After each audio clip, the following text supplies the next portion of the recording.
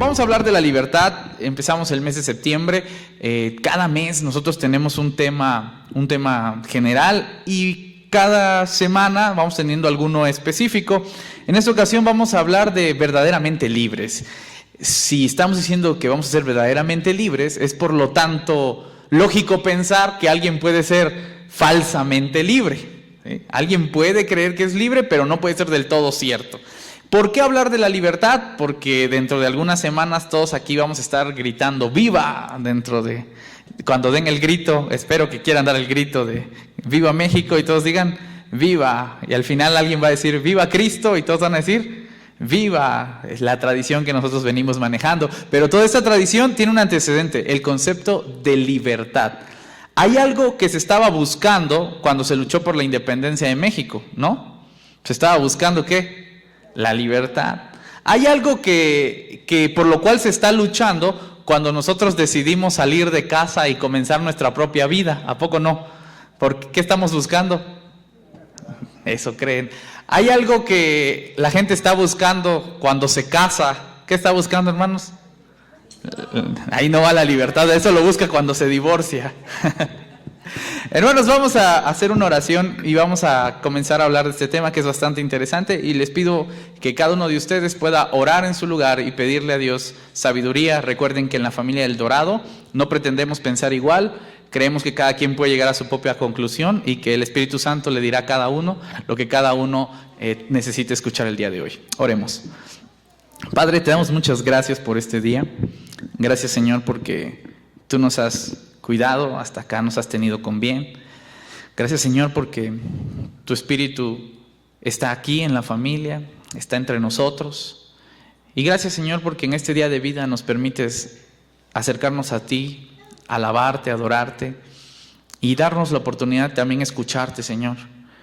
Por eso te rogamos que tú hables a nuestros corazones, que no nos permitas regresar igual, que algo de todo lo que hoy podamos decir sirva para que tu reino se siga construyendo y podamos parecernos cada día más a ti. Nos dejamos en tus manos, en el nombre de Jesús y bajo la dirección de tu Espíritu Santo. Amén.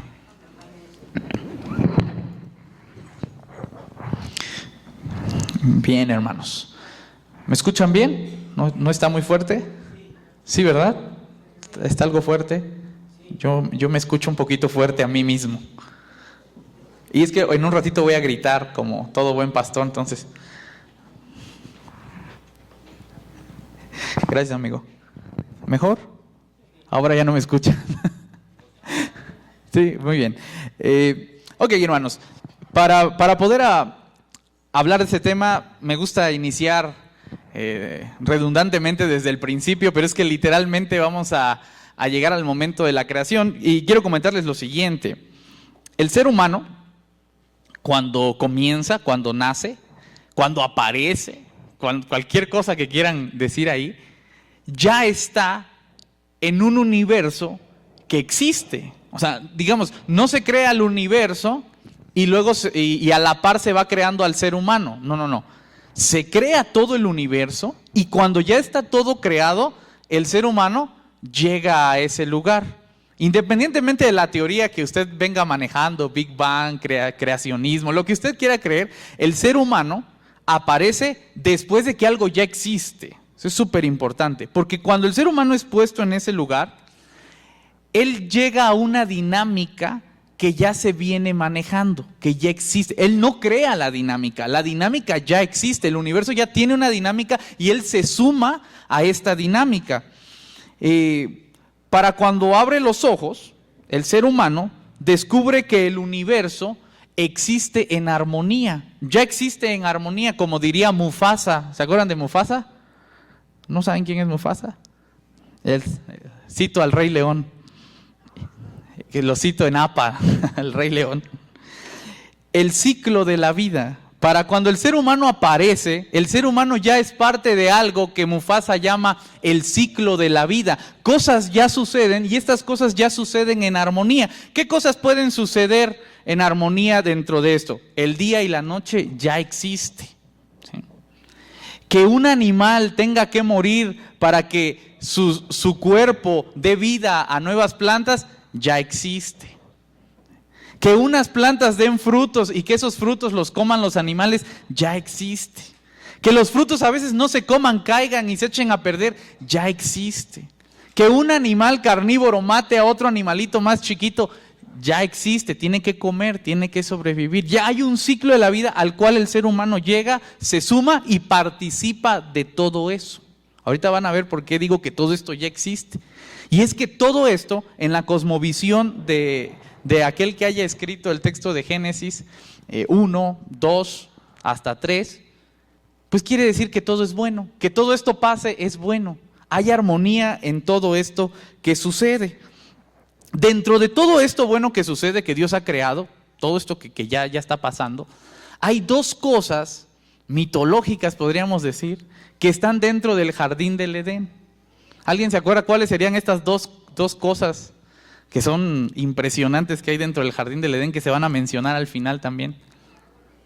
El árbol de la vida, muy bien. 5 puntos celestiales, hermana Rosalía. Más no, ya no. La devaluación está fuerte. El árbol de la vida, muy bien. ¿Y qué otro árbol hay ahí? ¿El árbol de qué? Del conocimiento del bien y del mal. Tenemos 2 árboles. Ahora, vamos a ir caminando en esta lógica juntos. Miren, Dios crea todas las cosas, según el texto de Génesis, y el calificativo que le da todo lo que ha creado es que todo lo que ha creado es bueno. Todo lo que sucede ahí es bueno, independientemente de que si usted cree que comerse a un animalito es malo, si en ese momento alguien se comía un animalito para sobrevivir, si en ese momento algo moría, independientemente de que usted crea que morir es malo, si en ese momento algo moría, ¿saben qué era eso? Bueno. Es bueno porque es parte del ciclo de la vida. Es bueno. Y esto nos lleva a la siguiente reflexión. Si dentro de lo bueno hay 2 árboles, esos 2 árboles son buenos. Porque fueron creados dentro del concepto de bueno. O sea, que la vida eterna, si lo podríamos interpretar así, esté ahí a la mano, es bueno. Que el conocimiento de lo bueno y lo malo estén ahí, es bueno. Y esto es algo que quizá no nos paramos a reflexionar porque de inmediato vamos a pensar que eso ya es malo. Pero si fueron creados desde el principio, es porque son buenos. Están ahí, son buenos. Entonces, ¿dónde viene el problema? Si son buenos. En la siguiente reflexión. Si el árbol está ahí y Dios llega y le dice al ser humano, come lo que quieras, pero ese no me lo toques, se va a crear abstractamente, vamos a decirlo así, una nueva idea, la posibilidad de elección. En el momento en el que yo te digo, puedes hacer lo que quieras menos esto, lo que yo estoy creando es la posibilidad de que tú tomes una decisión. ¿Y sabes qué? La posibilidad de que tú tomes una decisión es buena. Es buena. Pero yo la estoy creando en el momento en que te estoy dando el chance, pues, de que tomes esa decisión. Si yo no te digo que no lo hagas, o si yo te digo que no lo puedes hacer y no te doy la oportunidad de hacerlo, tal decisión no existe. Pero ahora, en el texto del Génesis, la decisión, escucha bien, de que el ser humano tome del árbol o no tome del árbol, ya está en el juego. Ya está en el juego. Y esa decisión es buena. Que el ser humano tome decisiones, ¿saben qué, hermanos? Es bueno. Que el ser humano tome decisiones es bueno. Entonces, ¿dónde está el problema? Seguimos sin encontrar el problema. El problema está no en la libertad, como nosotros le llamamos, sino en el uso de la libertad. Repito, el problema no está en la libertad, a la cual a veces adoramos o a la cual a veces odiamos y satanizamos. El problema está en el uso de la libertad. Y es que tal libertad se tiene que usar en tiempo y en forma. Uno no puede hacer lo que quiera con la libertad. Uno tiene que ser responsable con la libertad. Por eso Dios le va a decir algo al ser humano. Le dice, mira, te doy la libertad de que tomes una decisión. Pero esta decisión, esta libertad, lleva algunas cláusulas. La cláusula de toma todo lo que quieras, menos de este árbol. ¿Por qué? No sé. Quizá no era tiempo, quizá no era momento, quizá estaban en otras circunstancias, quizá solo nos están contando una historia. Pero la cláusula dice, puedes hacer todo lo que quieras, menos tomar de esto. En ese momento tu libertad ha sido condicionada. ¿Eres libre todavía? Claro que eres libre. Solamente que tú tienes que tomar una decisión. Moverte bajo las condiciones o romper las condiciones. Puedes hacer lo que quieras. La libertad está dentro de ti todavía. Puedes hacerlo. La pregunta entonces es, ¿qué hizo el ser humano? Desobedeció, rompió los límites que se le había sido dada la libertad. ¿Y qué le dijo Dios que pasaría si se salía de esos límites que él había puesto a su libertad? Morirás, va a morir. Y aquí entra otra palabra muy interesante. Quiero hacer una sopa de conceptos, ¿no? Vamos a ir metiendo todos los conceptos ahí a la sopa y le vamos a mover a ver qué sale al final. Pero es que acá hay otro concepto muy importante: morir. Un concepto súper importante. De esta palabra morir, mucha gente ha pensado que el ser humano era inmortal en el jardín del Edén. Y que como comió del árbol del bien y del mal, ahora ¿qué nos pasa a todos los seres humanos? Pues nos morimos. Suena lógico, ¿verdad? Sin embargo, esta idea de la inmortalidad del alma o la inmortalidad del ser no es un concepto hebreo, no es un concepto que estuviera clavado en la mente hebrea, es más un concepto griego que pudo haber sido adoptado después. No podemos estar hablando de la inmortalidad del ser humano en Génesis 1. Estamos hablando de un concepto de muerte. ¿Qué puede significar el concepto de muerte? Pues les traigo aquí algunos conceptos. En esta historia, la muerte es un antagonista. Significa perder todo lo que ya tienen, todo lo que ya les ha sido dado. ¿Qué es esto que les ha sido dado? Lo bueno. Todo lo bueno que ya lo tienen a la mano, lo van a perder. Sinónimos de lo bueno: la vida, la luz y la libertad. Y volver a como estaban antes de que Dios diera orden a todas las cosas, en caos. Esto podría ser la muerte. Entonces vamos a recordar un poquito de la historia para que vean que lo que les estoy argumentando tiene sentido literario. Llega Dios y dice Génesis 1:1, en principio creó Dios los cielos y la tierra, o el cielo y la tierra, como diría Luis Alonso Schockel. Crea todo lo que está, crea todo el universo. Pero la tierra estaba, ¿cómo, hermanos? Desordenada, ¿no? El tohu vabohu, desordenada y vacía. Póngame un punto ahí por manejo del hebreo. Estaba desordenada y vacía, Reina Valera 60. Y cuando la tierra estaba así, Dios empieza la segunda parte de su creación, que es darle orden a todo lo que estaba en desorden. Separa las aguas, crea la luz, saca las semillas, hay tierra, hay plantitas, hay animales y por fin está el ser humano. Y después de todo eso, dice, vio Dios que era bueno, era agradable, estaba bien. Entonces, estaba la tierra y lo creado en caos, pero ahora todo está bien. Pero si tú, ser humano, escucha bien, abusas de la libertad que te he dado, te sales de los límites de la libertad que te he puesto, no eres responsable con tu libertad, entonces ¿sabes qué va a pasar? Todo va a volver al caos.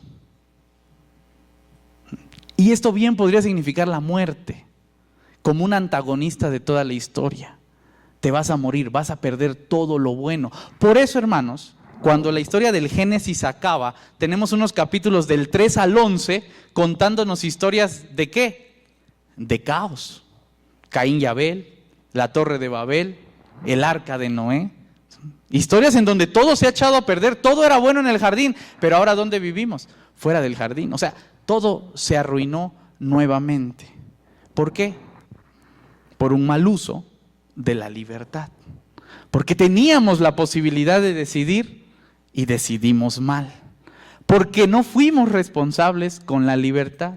¿Qué te estoy diciendo con todo esto, hermanos? El concepto de desobedecer es mucho más profundo y más complejo que solamente decir sí acepto, ¿no? Hay muchísimo más atrás. Ahora, cuando yo hablo de la libertad y del concepto de hacer uso de la libertad en tiempo y forma, quiero también decirles que esta libertad nos lleva a otra idea implícita, que todo, hermanos, todo es bueno.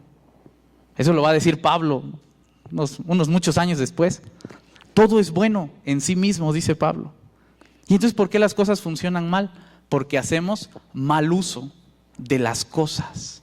Pero todo es bueno, va a decir Pablo. Entonces, ¿para qué nos sirve la libertad, hermanos? Para dos cosas. Voy cerrando esta parte. Para hacer uso de las cosas. Hacer uso de ellas bien o hacer uso de ellas mal. Para eso tenemos la libertad. Así que, hermanos, les regreso la libertad que nos fue quitada por ahí en 1517. Tienen la libertad en sus manos, usen la libertad, pero ahora bajo la condición de que la pueden usar para bien o para mal. Cierro primera parte. Me gustaría escuchar todas sus dudas, pero se nos va a alargar todo esto. Entonces voy a hacer una duda que yo mismo tengo y se las comparto. Entonces, si ya somos libres, ¿por qué tanto nos están hablando de ser esclavos del pecado? ¿No? ¿Qué tiene que ver el pecado en todo esto? Bueno, ahí va la siguiente. Voy a concluir la anterior de esta forma y luego voy a responder esta. El ser humano muere, miren, no es que haya sido inmortal antes, es que antes era libre y ahora ya no lo es. Ah, caray. Es que antes era bueno y ahora ya no lo es. Es que antes estaba en armonía con todo y ahora ya no lo está. Es que antes estaba en armonía con Dios y ahora está en guerra con Dios. Esa podría ser la conclusión de la muerte. ¿Y el pecado? Entonces, ¿qué es el pecado? El pecado, hermanos, apúntenla ahí, Pastor Merari, por si tienen que reclamarle a alguien cuando lleguen al cielo, ustedes con toda confianza díganle a San Pedro, fue Merari. ¿Qué es el pecado? El pecado es hacer uso indebido de la libertad. ¿Qué es el pecado? Hacer un uso indebido de la libertad. ¿Y esto qué significa? Significa usar la libertad fuera de tiempo, con malos propósitos, sin límites, sin responsabilidad y sin conocimiento. Repito, es usar la libertad fuera de tiempo, con malos propósitos, sin límites, sin responsabilidad y sin conocimiento. Cada vez que nosotros hacemos uso de la libertad fuera de esto, algo va a salir mal, hermanos. Algo va a salir mal. ¿Cuántas veces nosotros no hemos hecho cosas creyendo que son buenas y teniendo la oportunidad de hacerlos, pero las hacemos en el momento equivocado? Les voy a poner un ejemplo. Está un niñito, todos fuimos niñitos, todos fuimos a la escuela y de repente cometimos una travesura, algún error. Entonces la maestra o el maestro llega y nos dice, cuando venga tu papá, le voy a decir, ¿no? Entonces uno ya está con miedo a la hora de la salida porque sabe que algo malo va a suceder. Y aquí es donde viene lo interesante. Llega el papá y el maestro o la maestra le dice, oye, tu hijito se portó mal, hizo quién sabe qué cosa, ¿no? Le jaló el pelo ahí a Marianita o algo pasó. Y en ese momento el padre o la madre tiene dos opciones. Tiene que elegir qué hacer. Puede exhortar, regañar, golpear y humillar al niño en ese momento, ¿sí? O puede echarle una miradita y decirle, en la casa platicamos. Y de todas maneras le va a regañar, le va a exhortar y le va a dar sus cinturonazos en la casa. Tiene la opción que quiera. Yo como niño ya no tengo opciones. Realmente la opción que yo tengo es rogarle a los cielos que mi papá o mi mamá no me humille delante de todos mis amigos que me están viendo y que están atentos a ver cómo me va a ir. Yo no tengo muchas opciones. La opción la tiene el padre o la madre.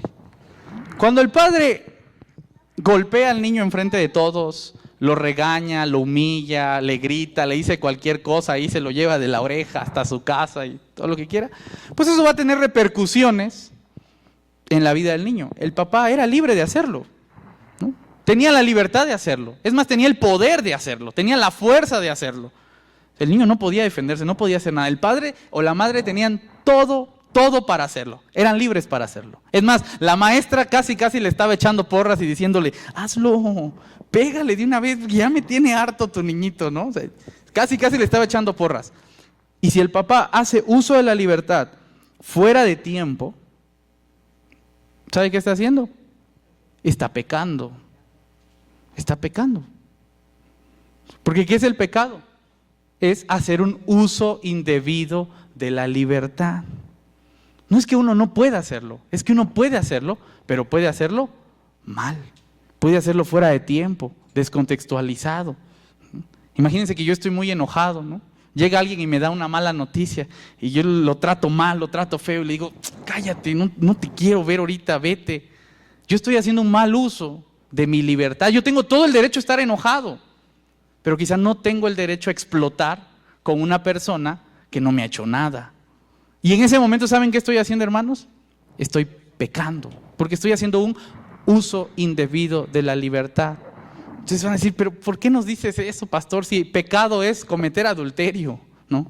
Pecado es robar, pecado es matar, eso no es pecado. Es que justamente lo que yo quiero es sacar el concepto de pecado del moralismo que tenemos para darnos cuenta que el pecado es algo que todos utilizamos en todo momento, cada vez que hacemos mal uso de la libertad.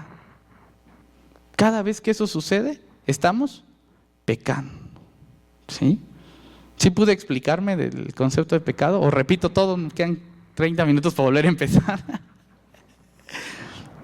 Entonces, hermanos, el pecado tiene otro argumento muy interesante. Voy a agregarle sal a la sopa de pecado que estamos haciendo. El pecado es adictivo. Adictivo. El pecado es adictivo. ¿A cuántos de ustedes han pecado alguna vez? ¿Sí? ¿Cuántos de ustedes en el momento en el que pecaron sintieron rico? ¿Sí?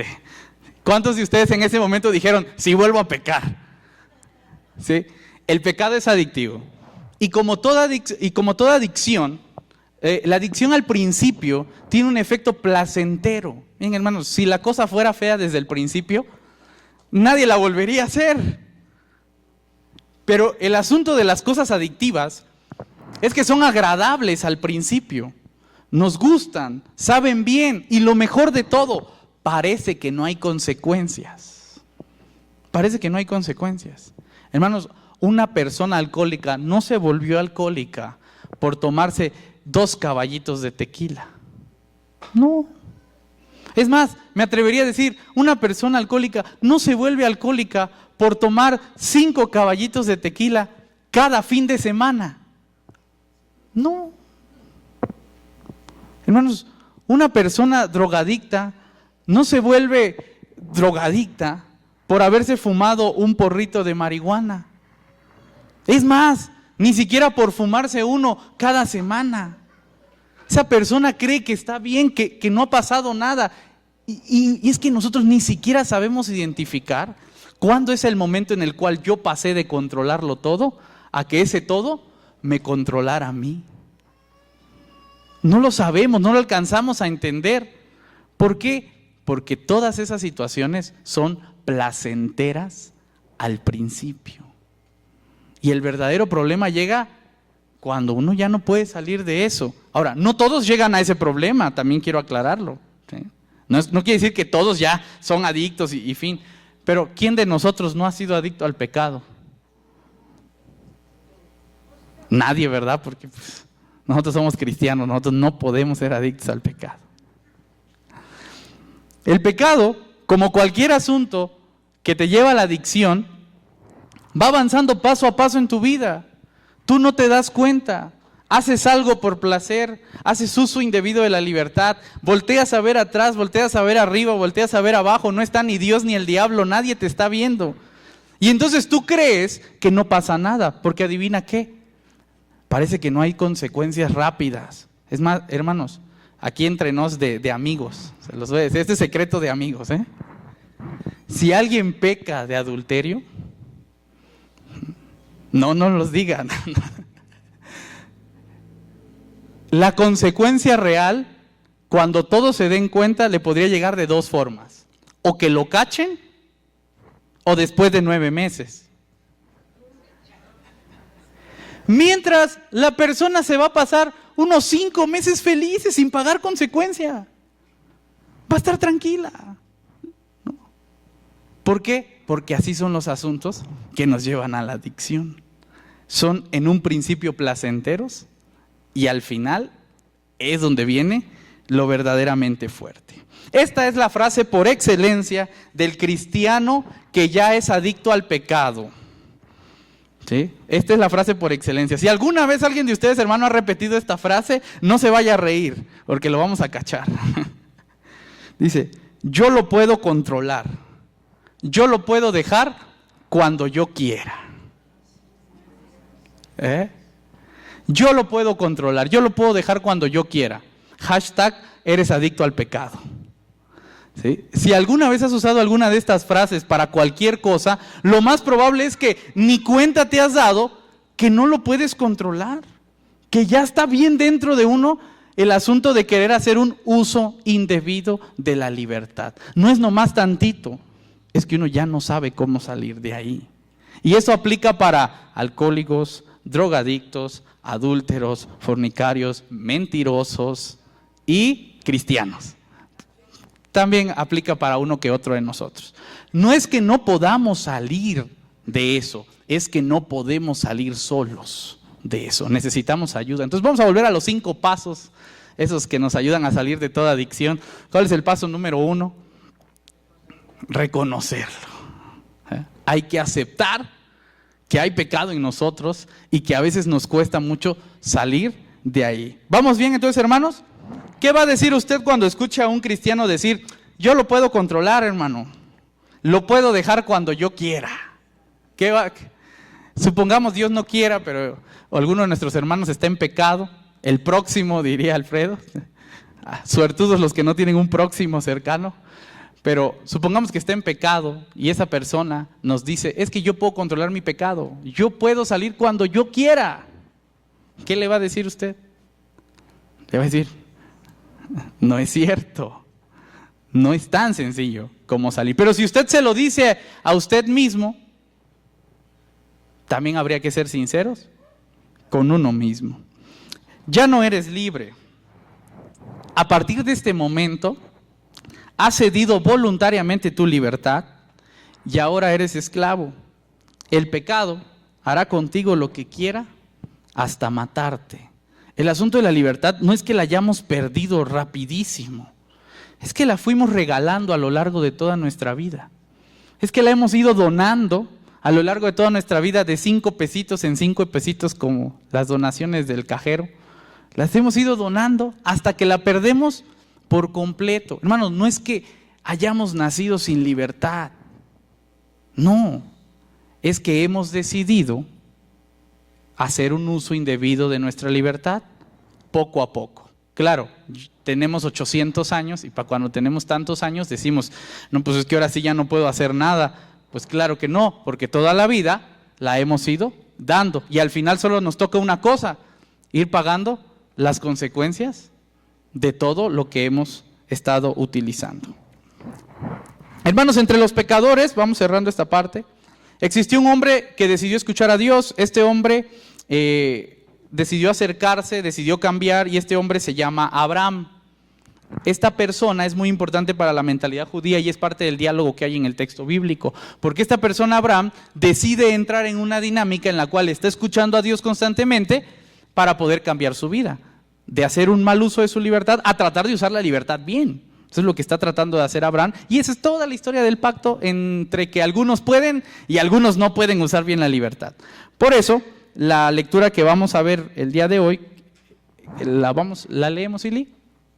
Tiene que ver con todos estos conceptos que les he dicho: libertad, muerte, esclavitud y por supuesto el protagonista, Abraham. Les voy a pedir que me ayuden a leer algunos versículos. Reflexionamos sobre ellos. Vamos a leer la primera diapositiva. Vamos a leerlo juntos. Dice así: dijo entonces Jesús a los judíos que habían creído en él: si vosotros permaneciereis en mi palabra, seréis verdaderamente mis discípulos. Vamos a leer la siguiente. Y conoceréis la verdad, y la verdad os hará libre. Si yo te digo que vas a conocer la verdad y que la verdad te va a hacer libre, ¿tú qué entiendes aquí? En primer lugar, que no conoces la verdad, porque la vas a conocer todavía. Y en segundo lugar, que tú no eres libre, tú eres esclavo de algo, hasta que puedas conocer la verdad, la cual te va a hacer libre. ¿Sí? Pero ¿qué libertad estamos hablando? Hermanos, hay que entender los conceptos, porque no es cualquier libertad la libertad de hacer lo que queramos. Es una libertad que lleva un concepto. Vamos a seguir leyendo para ir descubriendo ese concepto. Le respondieron: linaje de Abraham somos, y jamás hemos sido esclavos de nadie. ¿Cómo dices tú, seréis libres? Ahora, esto me da a entender dos cosas. Primero, literalmente no lo entendieron. Literalmente no, porque literalmente estos judíos han sido esclavos de Asiria, de Babilonia, de Grecia, de Roma. O sea, sí han sido esclavos de muchos, como para que digan no hemos sido esclavos de nadie. Parece ser entonces que su comprensión de esto no es literal. Sí lleva algún concepto. Ellos sí están dialogando teológicamente de fondo, y en su teología el judío está diciendo: nosotros no hemos sido esclavos de nadie, porque estamos dentro del pacto que Dios hizo con Abraham. ¿Sí? O sea, ellos están defendiendo bien, están entendiendo teológicamente el concepto. Entonces, por eso preguntan: ¿cómo tú nos dices seréis libres si ya somos libres? Ya estamos dentro del pacto, es lo que está diciendo el pueblo. Vamos a leer la siguiente diapositiva. Jesús les respondió: de cierto os digo, que todo aquel que hace pecado, esclavo del pecado es. Está buenísima. Esa está buenísima porque el pueblo está diciendo: Jesús, mira, nosotros somos partes del pacto. Por ser parte del pacto, somos libres. Somos libres del pecado. Y Jesús le está respondiendo: no, porque todo aquel que hace pecado es esclavo del pecado. Hermanos, ¿cuántos de nosotros ya somos salvos? Amén. ¿Y ya somos totalmente libres? ¿Por qué no? Porque seguimos pecando. 5 puntos por honestidad, hermana. Porque todavía seguimos pecando. No es que seamos totalmente libres. Hasta que dejemos de pecar, entonces podríamos decir, bueno, somos totalmente libres. Mientras eso esté dentro de nosotros, quiere decir que por ahí olemos el sabor a pecado y decimos, se me antoja. Y eso es lo que está reclamando Jesús acá a los judíos. Les está diciendo, ustedes no son totalmente libres porque todavía pecan. Vamos a seguir leyendo. Y el esclavo no queda en la casa para siempre. El hijo sí queda para siempre. Y este está usando una analogía de los trabajadores domésticos, no les vamos a llamar esclavos, de los trabajadores domésticos de aquel tiempo. La idea es que si yo tengo algún trabajador en mi casa, pues no se va a quedar a vivir en mi casa para siempre. En cuanto acabe su trabajo, que se retire. ¿Quién sí se puede quedar a vivir en la casa para siempre? El hijo, porque él va a ser el dueño de la casa. Entonces Jesús aquí va a subir de nivel al diálogo y va a estar tratando de decir, yo sí me voy a quedar en la casa para siempre, porque yo estoy por encima de ese concepto de pecado. Yo soy el hijo. Yo sí me quedo ahí. Obviamente para este entonces los judíos ya se estaban irritando y estaban más y más enojados porque lo que les estaba diciendo es, ustedes son los esclavos. ¿Sí? Ustedes trabajaron en la casa de mi padre. Ustedes vivieron en la casa de mi padre un tiempo. Ustedes fueron adoptados por mi padre un tiempo. Pero ustedes no se van a quedar en la casa para siempre. El que se queda en la casa, soy yo. Eso, hermanos, si nosotros leemos bien entre líneas, les está faltando el respeto a los judíos. Pues les está diciendo que el hijo de Abraham no es hijo, es esclavo. Trabajó, pero se tiene que ir. Y eso es bastante fuerte. Insisto en decir, no de a gratis querían matar a Jesús. Vamos a ir a la siguiente. Así que, si el Hijo los libertare, seréis verdaderamente libres. Y aquí viene otra idea bien pesada. No es por Abraham que van a entrar a la libertad, les está diciendo Jesús. Porque aún Abraham entró como esclavo, como un trabajador. ¿Sí? Si van a entrar a la libertad, van a entrar por el Hijo, por mí. Yo tengo la capacidad de hacerlos verdaderamente libres. Y estos conceptos teológicos ya le están pegando muy fuerte al corazón judío. Ya le está doliendo lo que le está diciendo aquí Jesús en este momento. Vamos a seguir. Sé que sois descendientes de Abraham, pero procuráis matarme, porque mi palabra no haya cabida en vosotros. Sigamos. Yo hablo lo que he visto cerca del Padre y vosotros hacéis lo que habéis oído cerca de vuestro Padre. Respondieron y le dijeron, nuestro padre es Abraham. Y Jesús le dijo, si fueseis hijos de Abraham, las obras de Abraham harías. Es una lógica bien simple.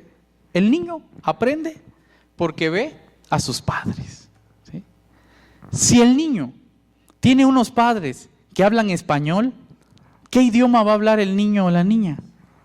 Sería fantástico que de la nada el niño empezara a hablar ruso, alemán, mandarín, hebreo, y tú dijeras, ¿de dónde salió esto? O sea, no puede, no pasa. Hay una sola forma en la que el pequeño aprenda, y es que alguien se lo enseñe, ¿no? Entonces, si yo estoy diciendo que mi papá habla español, lo lógico es que yo hable español. Pero si yo hablo inglés, lo más probable que ese que yo digo que es mi papá, no sea mi papá. ¿Sí? Que yo haya sido educado en otro lugar y en otro país, y a alguien estoy tratando de engañar, a todos ustedes o a mí mismo. Hay una sola forma, dice Jesús, de que yo sepa si lo que tú me dices es verdadero, que hagas las mismas cosas que hace tu papá. Ese es su argumento.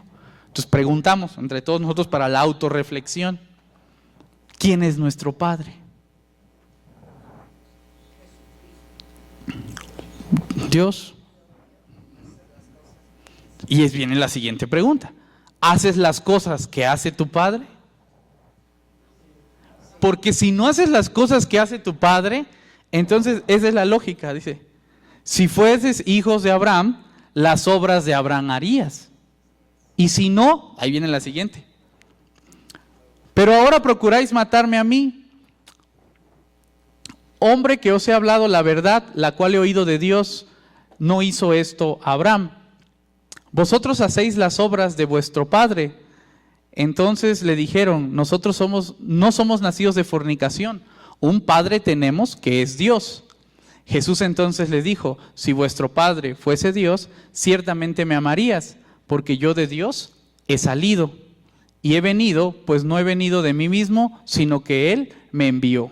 Siguiente, ¿por qué no entendéis mi lenguaje? Porque no podéis escuchar mis palabras. Vosotros sois de vuestro padre el diablo, y los deseos de vuestro padre queréis hacer. Y ese es el cierre final. Hermanos, hay algo en nuestro corazón, y es que nosotros como personas, como niños, estamos aprendiendo a lo largo de la vida. Todo el tiempo estamos aprendiendo. Y por ahí van a decir que padre no es el que, ya no me acuerdo bien esta frase, ¿cómo se dice? El que engendra, sino el que cría o el que educa. Gracias, hermanos, ustedes siempre ayudándome. Gracias. ¿Qué quiere decir esto? Que al final de cuentas nosotros tenemos un padre, el que nos está educando. ¿Sí? Nosotros vamos a darle el nombre de padre a aquella persona de quien hemos estado aprendiendo a lo largo de nuestra vida cómo hacer uso de la libertad. ¿De quién hemos aprendido a vivir? ¿Quién es el que nos ha dicho a que lloren en mi casa? Pues que lloren en la de él. ¿Sí? ¿Quién nos ha dicho? ¿Quién nos ha enseñado, ¿no? A decir, pues tú primero, ya los demás que vean qué hacen. ¿Quién nos ha enseñado a pasar por encima de los demás? ¿Quién nos ha enseñado a llamarle un milagro cuando nos encontramos un celular en la calle, ¿no? ¿Quién nos ha enseñado a vivir de esta manera? ¿Quién nos ha enseñado a decir ojo por ojo y diente por diente?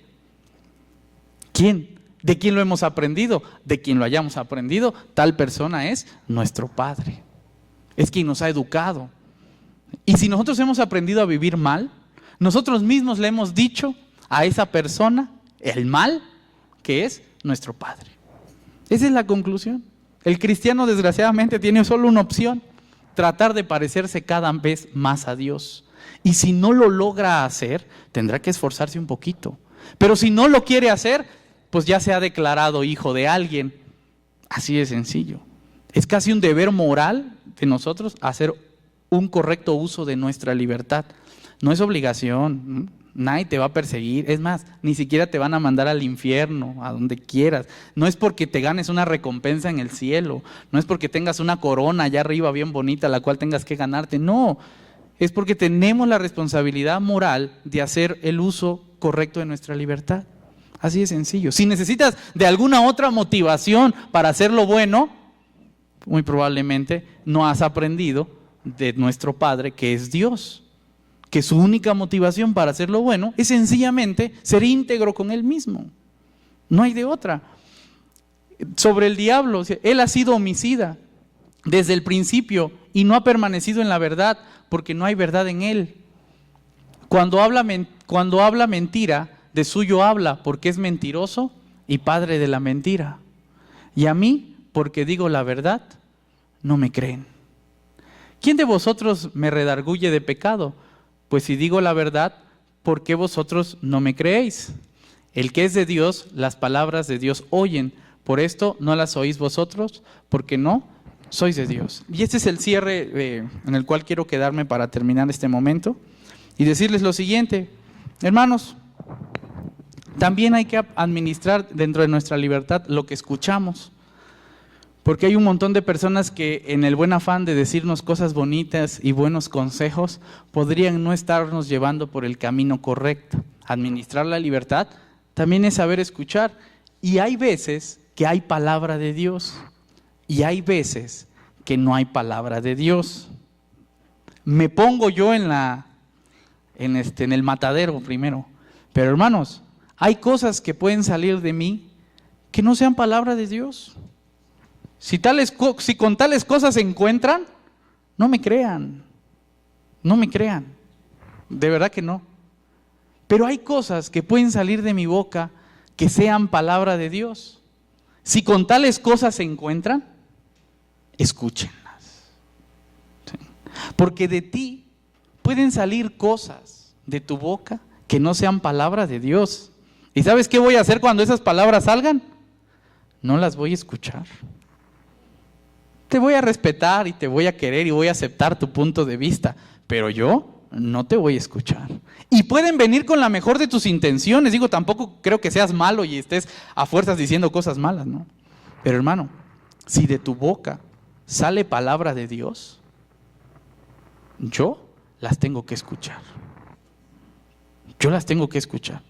Y eso es administrar la libertad que tengo para decidir entre lo que considero que es palabra de Dios y lo que considero que no es palabra de Dios. Por eso, así como la semana pasada, ahí va mi lista de lo que considero que es palabra de Dios para ustedes. Y como dije la semana pasada, si en algo de esto Dios les habla y escuchan hoy su voz, no endurezcan sus corazones. Porque el que es de Dios, las palabras de Dios oye, y ustedes sí las van a escuchar. ¿Sí? Vamos a cambiar esa parte fea, pero ustedes sí la van a escuchar. Primer punto, anótele. Hermanos, lamento informarles, pero todos nosotros somos pecadores. Hay que aceptarlo. Segundo punto, la mayoría de nosotros, quizás hasta todos, somos adictos al pecado.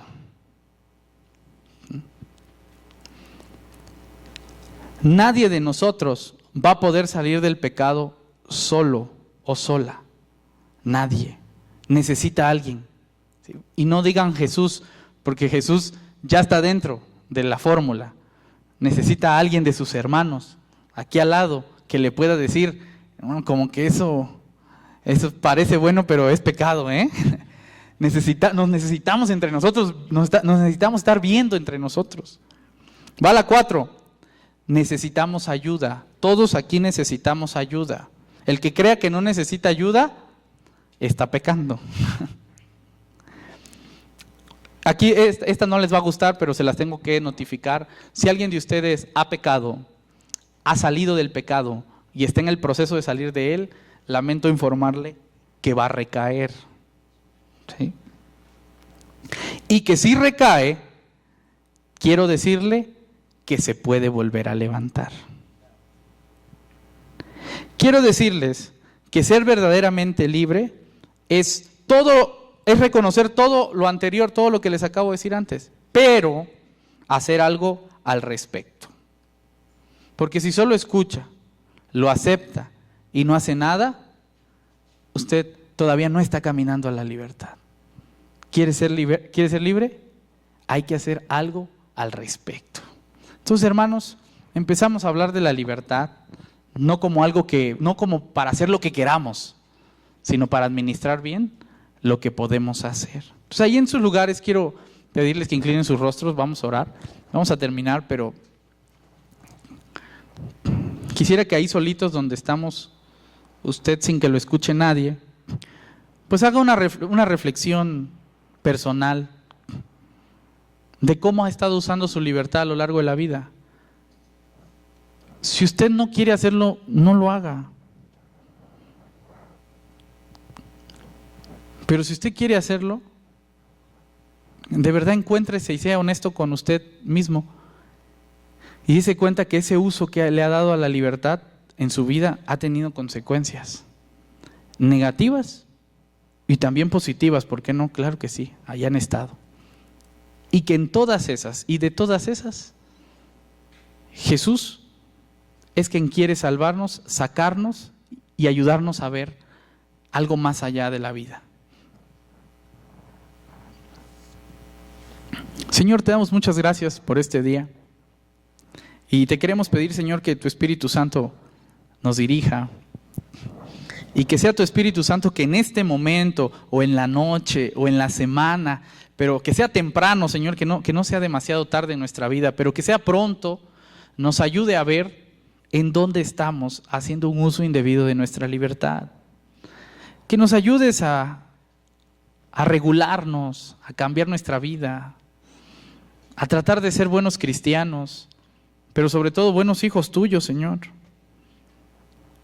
Que nos ayudes a entender que quizá hemos cometido errores y que quizá ahora no podemos salir de ellos. Entonces te pido, Señor, que por favor nos sanes, nos cuides, nos protejas y que vayas limpiando nuestros corazones poco a poco hasta poder irnos pareciendo cada día más a ti. Nos dejamos en tus manos, Señor, en el nombre de Jesús. Amén.